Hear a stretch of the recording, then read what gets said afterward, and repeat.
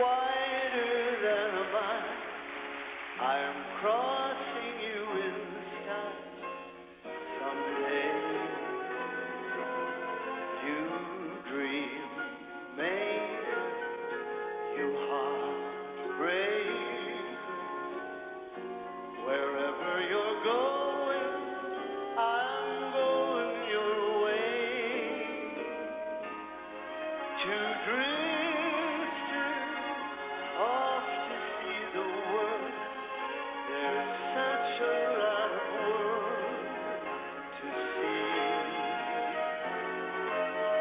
We're after that same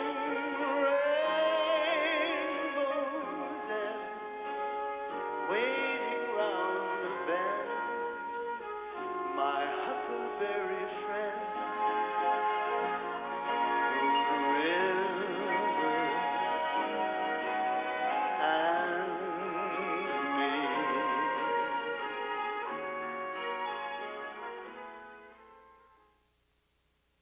Good morning, Discovery.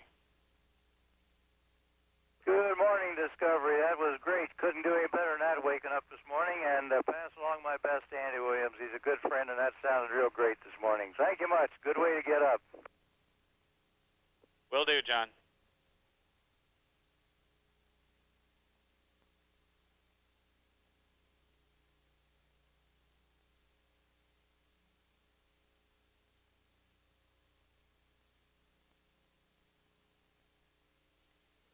This is Mission Control Houston, and from onboard Discovery during her off-duty time, a very energetic Chiaki Mukai has just begun her exercise period a bit ahead of schedule. She's joined by pilot Steve Lindsay, demonstrating physics in microgravity as a fluid drop can be floated and actually eaten off of a spoon.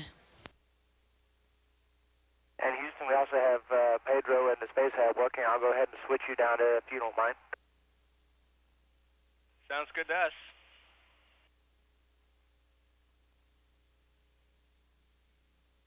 And we're with you in the Space Hab. And now in the Space Hab module, which is in Discovery's payload bay, European Space Agency astronaut Pedro Duque.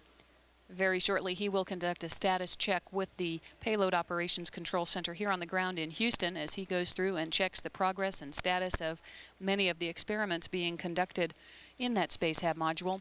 Every day, the crew members talk with the Payload Operations Control team here in Houston, and at the beginning and end of each day, provide a status of the different experiments on board.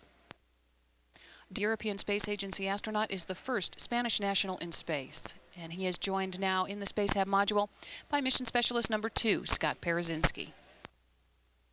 Much earned, 7.5 hours off today. What did you do with your time? Well, actually, to be honest, I was on the flight deck doing a lot of orbiter routine type daily operations such as dumping water and doing maneuvers and those kind of things.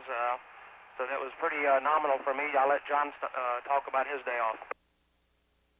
Well, we did have a little bit of time off today, and we did some things like making balls of water that can float out in front of you, and you can inject them with bubbles and all sorts of things like that that are very, very unusual. That was sort of a time-off experiment time, but we also have been doing some other things, too. I just finished about a half-hour run on a cognition experiment that's right behind Kurt over here. It's a computer that measures your reaction times here compared to tests we ran on the ground and we'll run after the flight. Things like that. We have also been monitoring some of the other things that you can't just let go for an indefinite period of time. So it's not a 100% day off. It's a little more relaxed day up here, and we're enjoying it very much. John, I had last night for the first time with all those electrodes, 10 or more, feeding information, your sleep habits back to Earth. You got a 6.5 hour sleep. Is that about normal for you? I got a little more than that last night, Walter. Got about 7 hours, I think, last night, and felt very good this morning. In fact, it's easier to sleep with all that on up here than it is on the ground.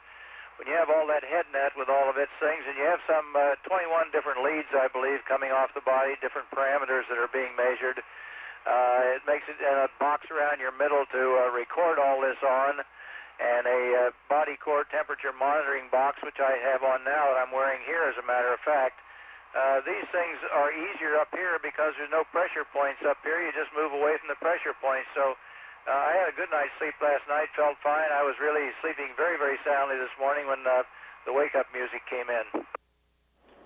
Now at a speed Mach 15.5, 10,600 miles.